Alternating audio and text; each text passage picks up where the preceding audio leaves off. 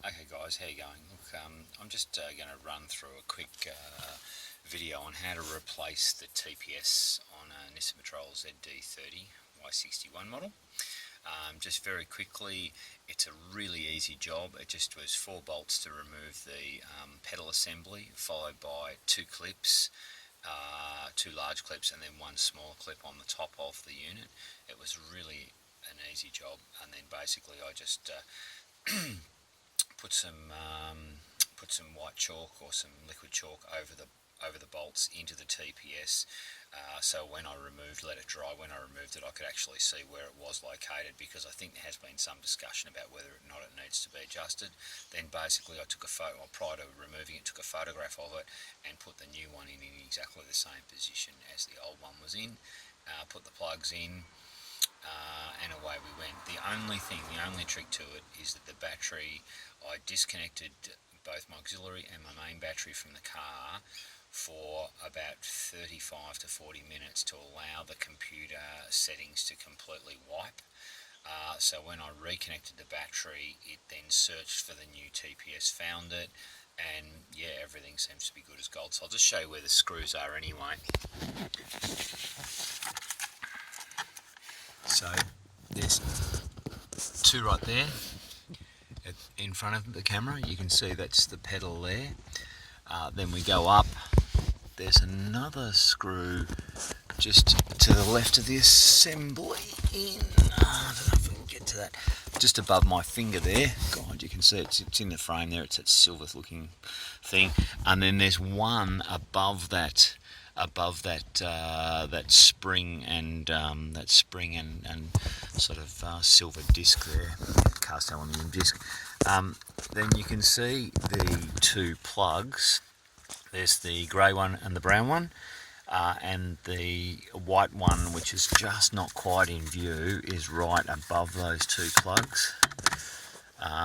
It's difficult to see. It's also on the assembly. You remove the grey one and the brown one. All you do is just pinch the end of the plug. There's a little latch on the far side of the plug near the wires. You just pinch it and it just leaves it open. You slide the plugs back. Both the same for those 2. Then on that top white one, I just used a bent flathead screwdriver, fairly small flathead screwdriver, but bent, or something with a hook on it, that you can depress the latch on the top of the plug at the same time as sliding that off. And then then you undo the 4 bolts and the whole unit comes out, or you can undo the 4 bolts and basically then do the plugs, whatever you like. Right, so here's the old TPS here. You can see the markings on the TPS.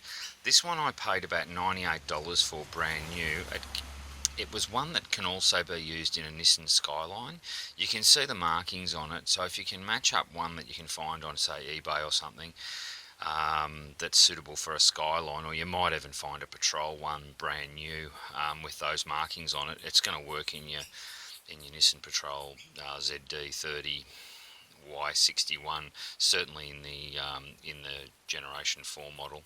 Or you can pull the pedal out and have a look at it first. And you can see I've put the chalk on there. It's not very clear, but basically I left it all bolted up into the pedal. Then I put the chalk on, let the chalk dry, and removed it just so if I needed to, I could see where the unit came off, because as you can imagine, rather than just having 2 circular holes where it bolts straight on, it is slightly adjustable left to right.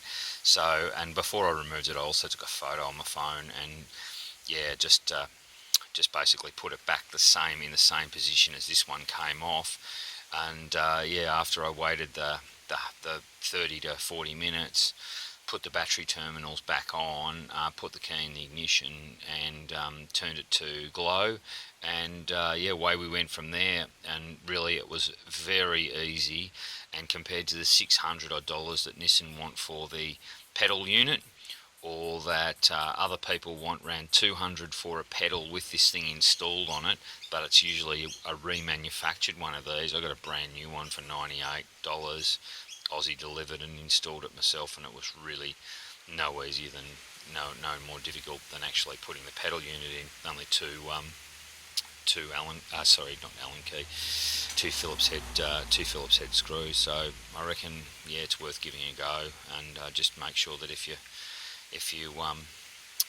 mark the old one and it has to go back in because the new one's not working, well, you're right to go.